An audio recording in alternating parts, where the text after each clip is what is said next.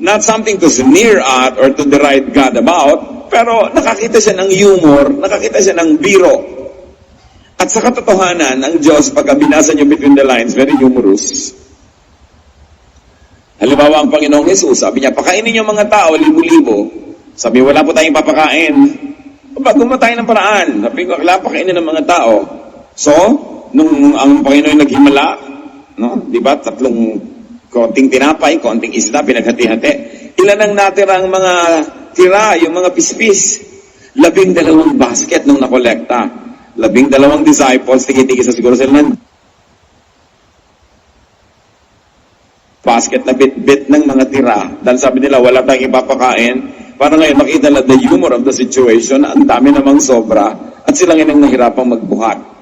Pag tinignan ninyo yung mga dealings ng Lord, marami humorous. Kadalasan lang, pag binabasa natin yung Bible, parang yung ang banal-banal ng reaction mo, nawawala talaga yung humor. Pero try to read the Bible with an eye for humor and you will find lots of jokes. So laugh at your situation, not at other people's situation. Anong ibig sabihin dito ng laughter ni Sarah at ni Abraham? It's acceptance of or resignation to a harsh reality.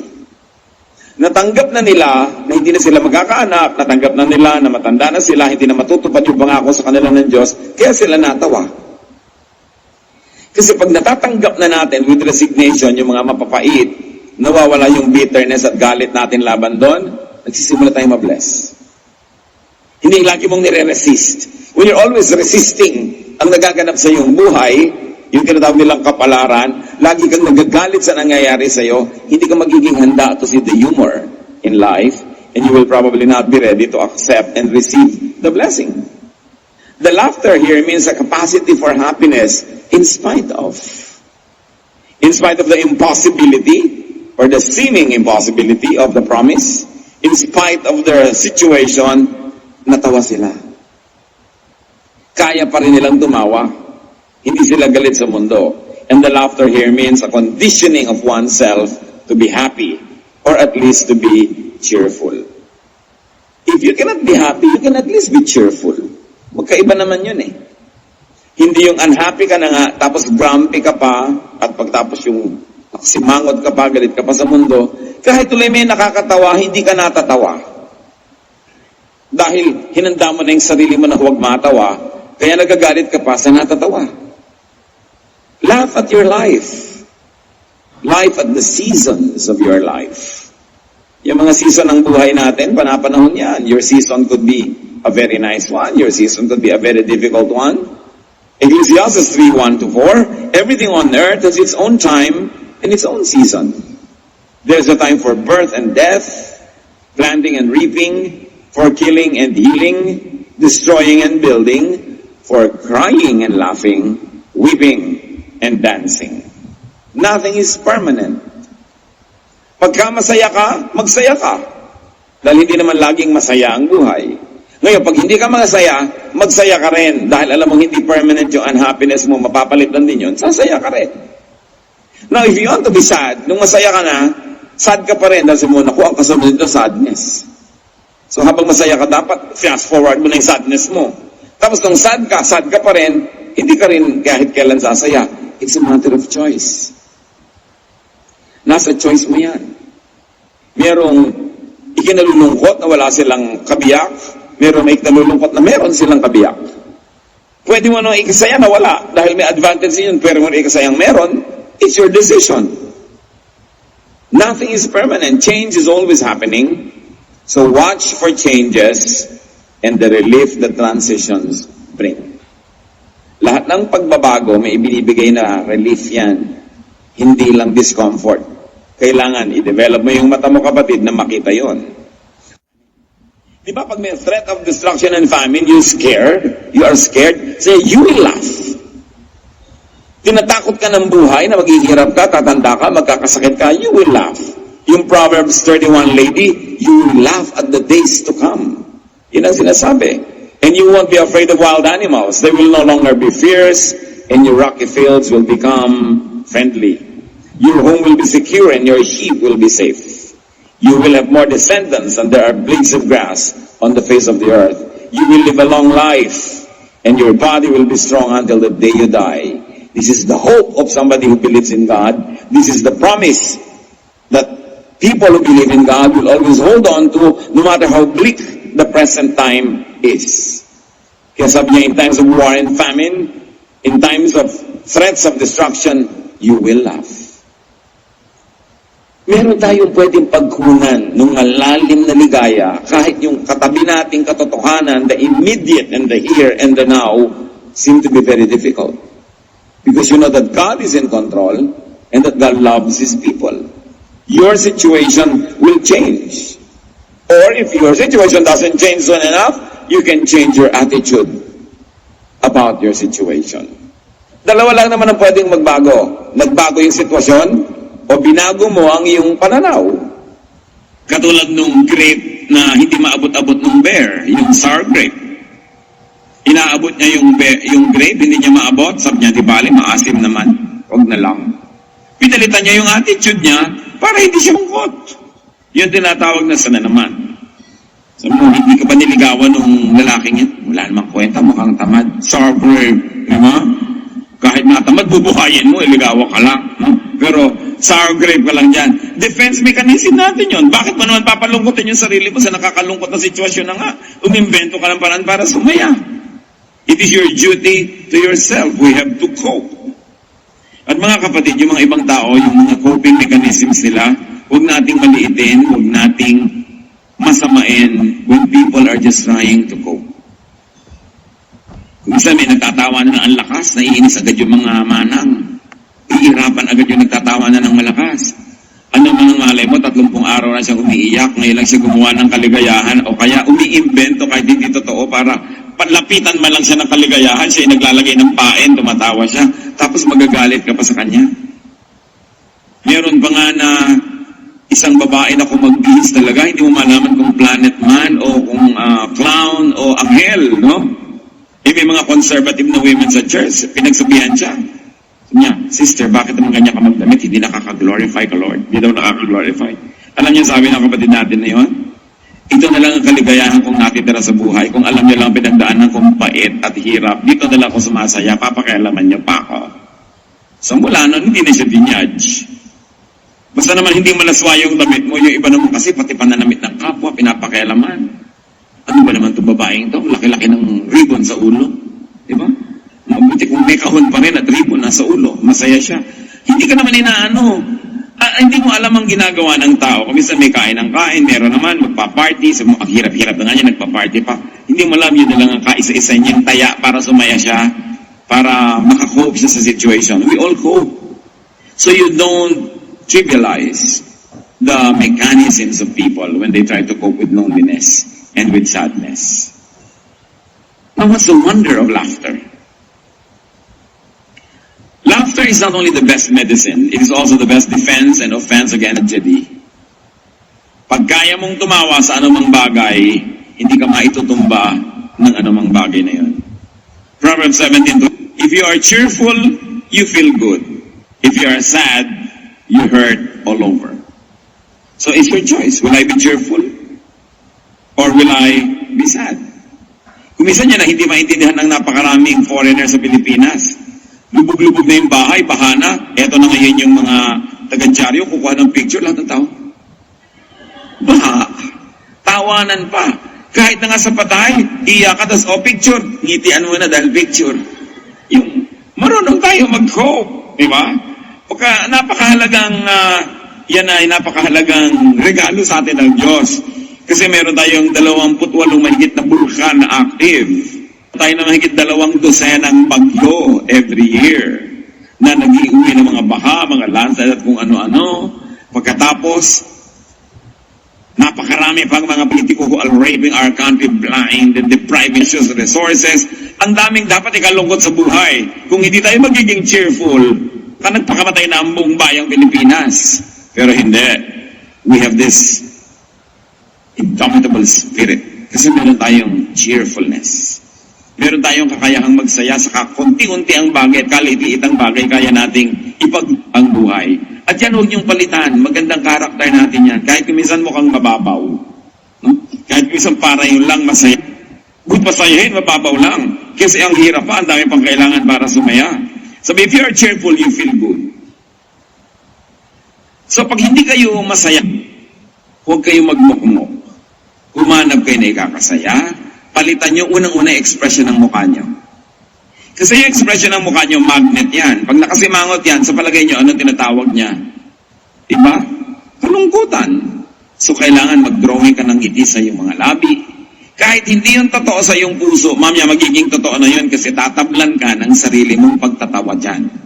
May effect yan. You can always be happy, but you can choose to be cheerful. Nakakapagpagaling ng mga sugat ng damdamin ang ating cheerfulness. Now, cheerfulness is not dependent on outward events. It is dependent on your attitude. Therefore, you are in control of it. Hindi mo makontrol ang mga nangyayari sa labas, pero kaya mong kontrolin yung kalooban mo, pwede mo mon cheerfulness. Because cheerfulness and laughter empowers. Kita ninyo, pag may malakas tumawa, parang kanya yung buong hall. Parang nabili na niya yung buong bus sa pagtawa niya, dinig ng lahat. Laughter empowers. No? Proverbs 17:22, a cheerful heart is good medicine, but a crushed spirit dries up the bones. Kaya tayo mga kapatid, merong ministry of cheerfulness. Kasi pagka ikaw ay malungkot, hindi lang sarili mo yung naapektuhan. Naapektuhan yung mga katabi mo, mga mahal sa buhay, mga nasa paligid. Tayo may pananagutan din sa isa't isa na magpasaya sa isa't isa. Hindi komo malungkot ka, may karapatan ka ng palungkutin lahat ng tao. Meron tayong pananagutan to keep a group spirit, no? Esprit de corps, kailangan buhay. At lahat yan nagko-contribute. Sa inyong pamilya, kung malungkot yung mood, magdagdag kayo ng happiness. Hindi yung kinakausap na kayo, ayaw pa kumibo, pinapakain na kayo, ayaw pa lumabas ng kwarto. Inaalagaan pa kayo. Samantalang dapat katulong kayo na nagpapasaya sa buong pamilya. Kung tayo ay merong mahal sa buhay na may sakit, meron tayong mahal sa buhay na nakaranas ng tragedy, o kaya namatayan ng ating pamilya, lahat tayo may tungkulin na itaas yung mood ng family.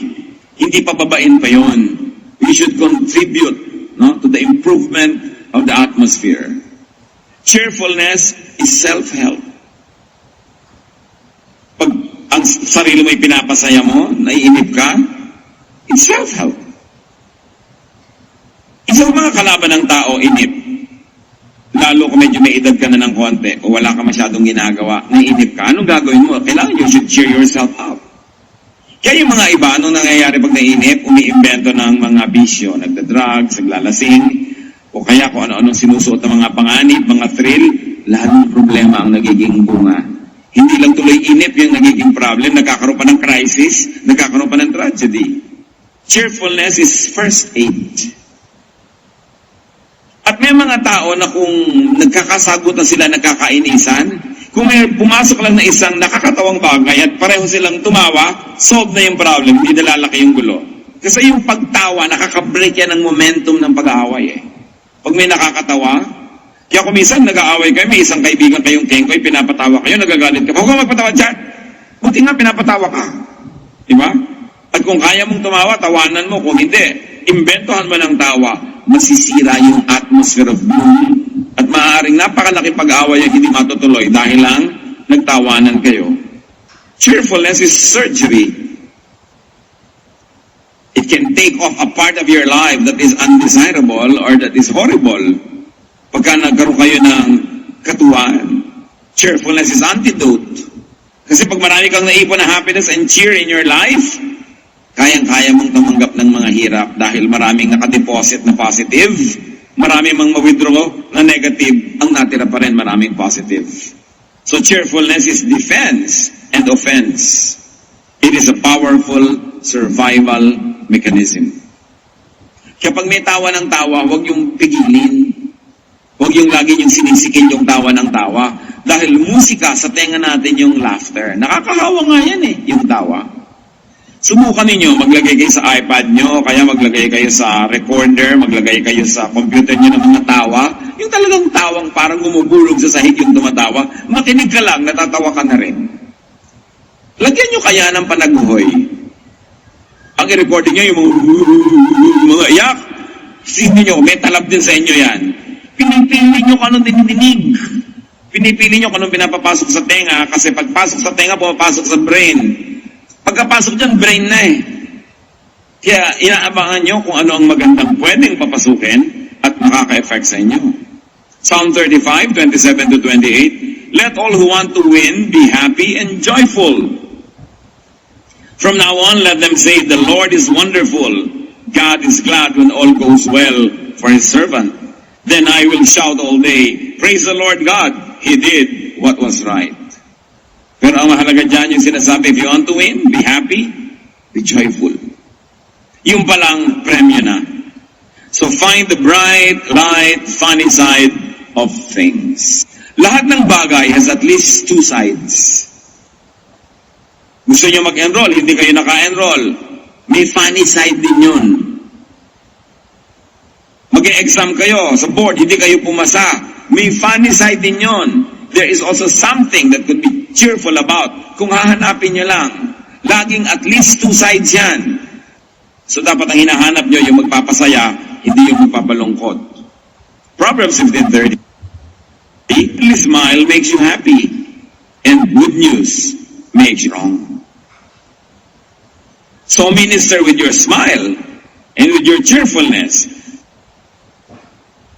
A friendly smile daw makes you happy. Tama naman. So why don't you happy? Hindi lumalapit pa lang sa'yo, may sasabihin sana ako sa'yo. Ano? Di ba? A friendly smile makes people happy. Pwede mo sabihin, ano? Pwede mo naman sabihin, alam mo, kinakalungkot ko, hindi ko mabibigay ang gusto mo, pero nakangiti ka pa rin. Pero yung pang-discourage mo, baka kautangan, baka kahingan, baka kaabalahin, para kaagad tigre. Bakit? That is not ministering to others. Especially the people close to you. Sa takot natin kumisang maabala, sa takot natin maistorbo, mautangan, mahingan, malugi, ganun na yung mukha natin, mukhang pusang galit. Pero hindi nang hinihingi sa atin ang Biblia. You minister with your face. That when you let your face shine on people, they find a good reason, if not to be happy, at least to be cheerful. It is a ministry. Kahit anong oras, yung mukha natin, yung expression natin, either pinapagamit natin sa Diyos o kay Satanas. That will lift people up or make them feel low and bad. Minsan just to preserve our turf. So, minister with your smile. It's a ministry. Minister with your cheerfulness and benefit from other people's laughter. Ang hirap kuminsan, nakasakay ka sa jeepney, may nagtatawanan, nakakakwatawa talaga, pero pigil na pigil ka. Huwag ka na magpigil, makitawa ka na, makipaghampasan ka pa sa kanila. Di ba? Kasali ka na agad sa kwentuhan. Yung buhay mo, nakikinig ka lang na minister ka, pero kuminsan may natidinig ka, di ba? Nade-depress ka. Kasi yung balita nila. So, nakaka-minister tayo sa mga tao, we make them feel good or we make them feel bad. Lahat ng pwedeng sumali ka sa kaligayahan, makisali. Huwag yung masyadong hard to get, masyadong conservative, masyadong pa-image, so hindi ma-rich. Kasi at the end of the day, you'll be sad. Or at least you will not be happy. Psalm 16, 10-11. I am your chosen one. You won't leave me in the grave or let my body decay. You have shown me the path of life, and you make me glad by being near to me. Sitting at your right side, I will always be joyful. So ang tinutukoy dito yung presence ng Amang Diyos. So sabi, katabi lang kita, kasama lang kita, masaya na ako. Eh hindi ba lagi naman talaga natin kasama ang Diyos? Wala ka nung pwedeng puntahan na wala doon ng Diyos. So wala kang dahilan para mawalan ng reason to be joyful about. Because you are in the presence of God, no matter what the situation. And if we're going to internalize that and operationalize that, ang liit ng darating sa iyong lungkot. At dumadapo man yan, maalala mo agad na hindi mo dapat i-entertain, itataboy mo agad. You cannot stop sadness, you cannot stop loneliness and worry from flying over your head, but you can stop them from nesting in your hair. Hindi mo dapat i-entertain. Pag may naalala mo, malungkot malungkot, ibahin mo, change channels, change the thoughts. Merong tugtog na nakakapagpalungkot sa'yo, huwag yan na i-play mo. Yun nagpapasaya. Dapat nagpapalungkot ka lang sa buhay mo at reflect, and your reflection makes you wiser. Other than that, be kind to your emotion. Find happiness in God's presence, and you will never run out of reasons to be happy. He who laughs wins. Proverbs 18:14, being cheerful helps when we are sick, but nothing helps when we give up. Marami mga pag-aaral na sa medisina, sa mga wellness fields, yung mga taong masayahin, mas madalis makarecover sa sakit. Yung mga malulungkutin, ang hirap tabla ng gamot. At madalis ma-infect. Mas madaling ma-infect ang mga taong malulungkutin kaysa mga taong masasayahin. Kaya dagdagan ninyo yung potential na kayo yung lumusog, lumakas, make yourself happy. And we are cheerful not only when we are healthy. Sabi, being cheerful helps one when we are sick.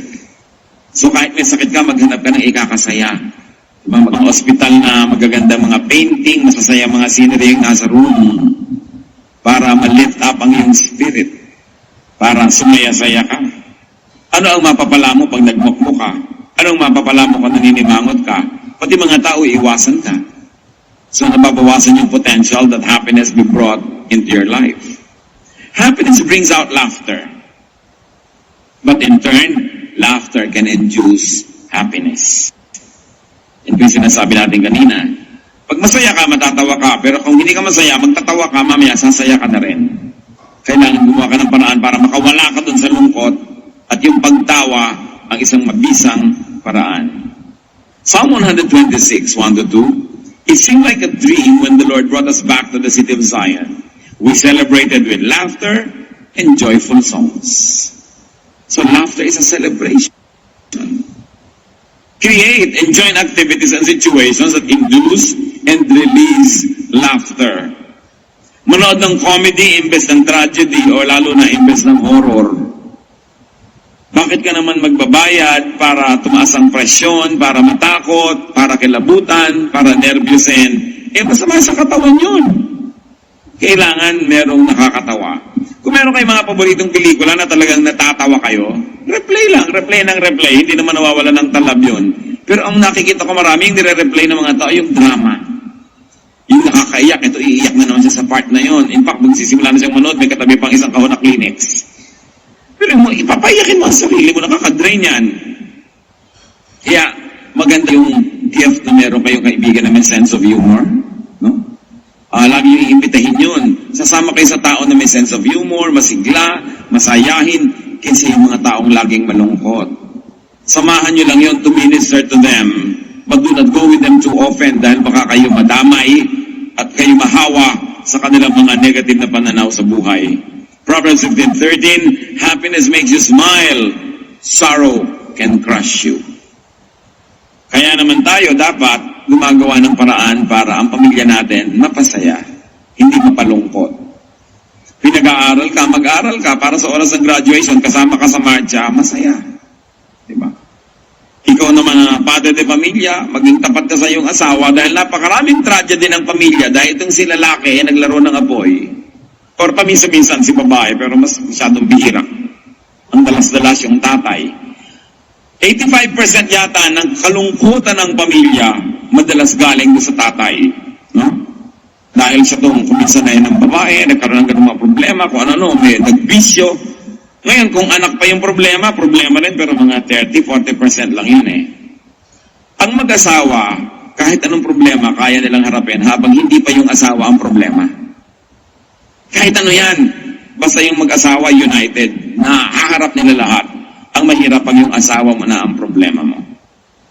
At totoo yan, napakalaking challenge sa mga Filipino fathers to create happy homes.